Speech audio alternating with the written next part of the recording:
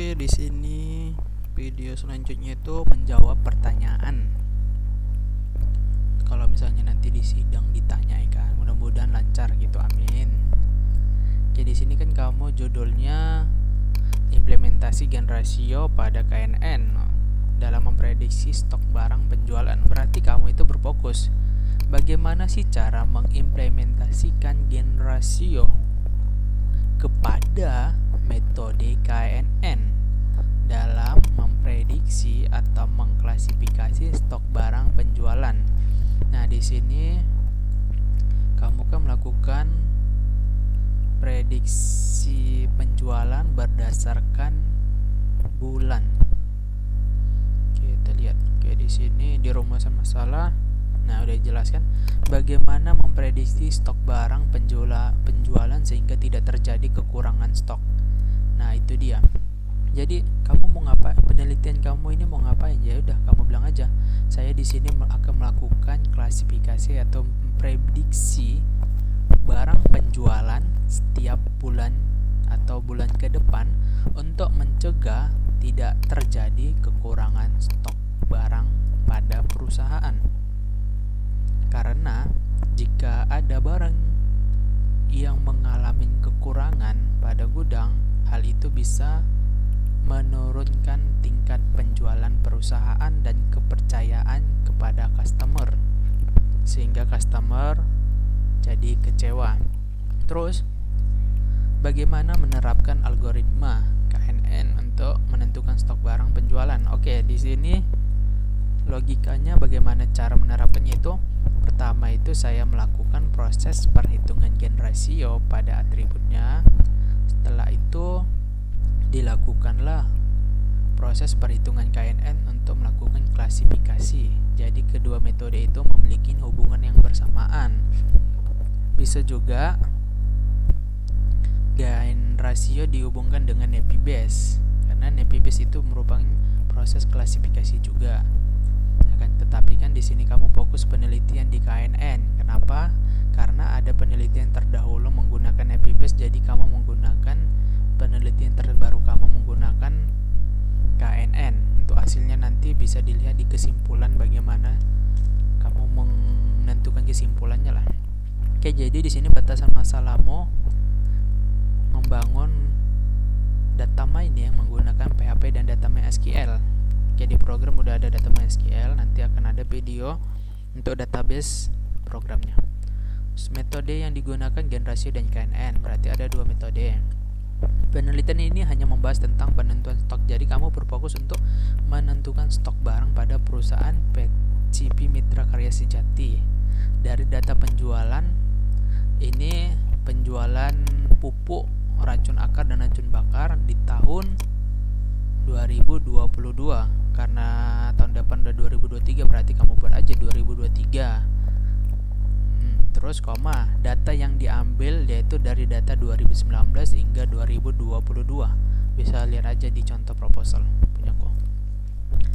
Penelitian ini hanya sebagai alat bantu. Jadi penelitianmu atau program ini hanya sebagai alat bantu untuk perusahaan dalam menentukan stok.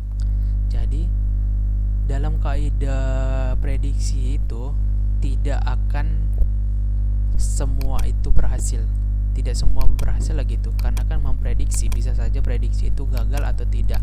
Jadi di sini peran sebagai data mining itu mempermudah untuk melakukan proses klasifikasi atau prediksi yang menggunakan teknologi data mining, yaitu berupa program. Jadi tujuannya kamu itu mau implementasikan gen rasio dan KNN untuk menentukan stok barang penjualan produk pupuk dan lain-lain. Oke. Terus di sini ini sebagai alat bantu tadi sama juga. Ini itu. Kemudian kemarin ada juga pertanyaan kepada saya. Mungkin satu pertanyaan. Oke, saya catat aja. Notepad.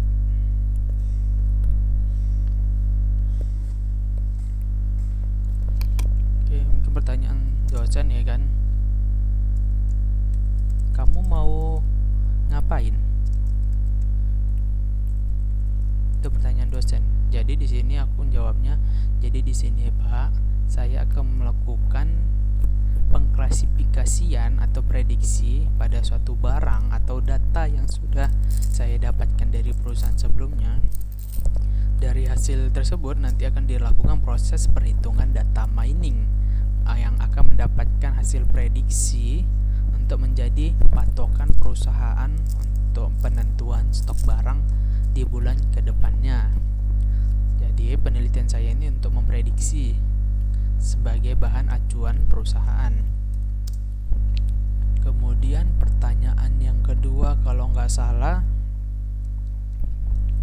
kenapa harus menggunakan metode gain, ratio, dan KNN? Kenapa tidak yang lain gitu? Itu jadi pertanyaan sama dosennya. Oke, di sini kenapa waktu sidang saya nunjukkan ada 4 penelitian terdahulu yang bersinta baru terbit di jurnal-jurnal penelitian. Di situ saya memberikan juga bukti bahwasanya kenapa saya menggunakan metode ini. Jadi penelitian sebelumnya itu kebanyakan menggunakan klasifikasi menggunakan KNN. Kemudian saya juga membaca ada penelitian gain ratio menyatakan bahwasanya gain ratio itu sangat berpengaruh dalam pembobotan atribut. Jadi dalam penelitian ini saya memiliki kayak apa ya,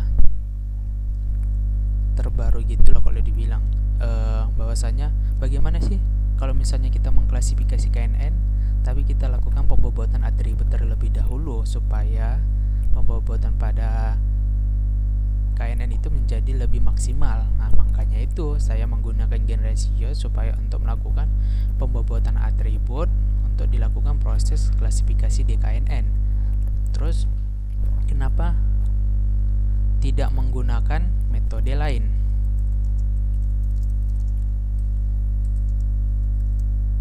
Kayak NepiBase. Kenapa nggak kayak gitu atau yang lain ya kan? Nah, salah satu itu kenapa saya menggunakan NNN karena di sini sangat cocok kepada metode gain ratio. Bisa saja sih gain ratio itu digabungkan dengan NepiBase, tetapi belum ada penelitian yang terdahulu yang menyatakan hal tersebut bahwasanya berhasil. Akan tetapi saya menggunakan gain ratio dan KNN ini berani mengambil tersebut karena sudah ada penelitian dari USU S2 itu mengenai gain ratio dan KNN itu menggunakan bahasa pemrograman Python dan berhasil. Jadi itu dia. Jadi saya masih tetap walaupun digoyangkan kenapa sih nggak mau pakai NepiBase, ya karena penelitian terdahulu sudah ada menggunakan itu tapi menggunakan Python gain ratio dan KNN. Jadi saya menggunakan bahasa pemrograman PHP dulu, apakah sesuai dan adakah perkembangan, ternyata ada di penelitian saya. Oke, di 4 saya ditanya metode penelitian apa? Metode penelitian aku kok nggak salah kuantitatif atau dua-duanya kok nggak salah, karena aku melakukan observasi terus wawancara, meminta data sama apa sih itu analisis lagi tuh, analisis itu dia. Kemudian aku ditanya juga metode pengembangan.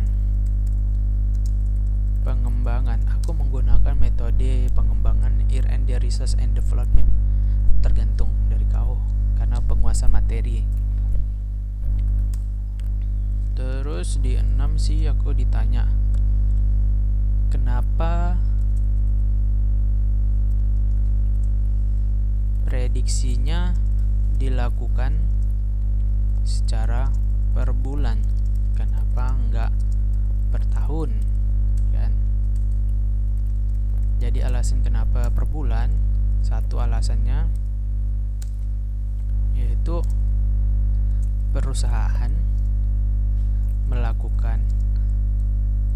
mengevaluasi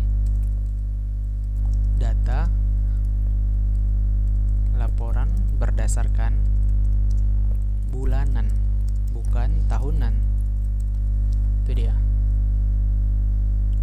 Jadi itu alasan dari pihak perusahaan, dan saya pun mengikuti SOP kayak gitu aja sih. Kayak orang itu meminta per bulan, jadi orang minta mau per bulan, ngapain kita buat per tahun? Karena laporan orang itu hanya digunakan untuk per bulan. Kalau per tahun ya bersama aja, bisa menyebabkan kerusakan pada stok barang. Itu apa diprediksi setiap tahun kalau misalnya penjualannya tidak bisa tergambarkan. Terus untuk pertanyaan selanjutnya itu saya ditanya, mana hasil prediksi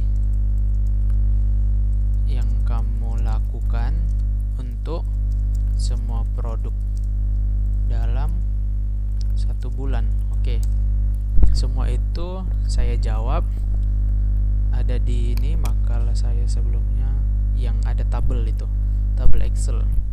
Jadi saya jelaskan, ini adalah bukti bahwasannya saya telah melakukan hasil prediksi dengan yang orang itu data training, yang ini adalah data testing dengan prediksi bahwasannya ada yang peningkatan, ada yang penurunan. Ini saya lakukan secara satu-satu, bukan sekaligus gitu. Oke, mungkin cuman itu aja sih. Kalau dibilang kekurangan program, ada sih setiap masing-masing. Kayak satunya itu program ini dia tidak bisa melakukan prediksi sekaligus, maksudnya secara sekaligus semua nama produk. Jadi di sini saya hanya memprediksi satu-satu. Tuh. Cuma itu aja sih kekurangan pada programnya, mungkin bisa dilakukan pengembangan gitu. Kalau saran sih bisa menggunakan bahasa pemrograman Android, atau bisa menggunakan metode yang lain, gabungan atau 3 metode pun juga bisa. Mungkin cuman itu untuk video mengenai jawaban pertanyaan lah, mungkin bisa jadi masukan.